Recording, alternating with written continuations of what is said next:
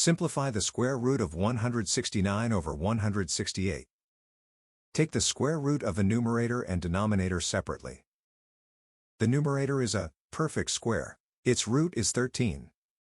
In the denominator, 168 equals 4 times 42. The root of 4 is 2, so move it outside.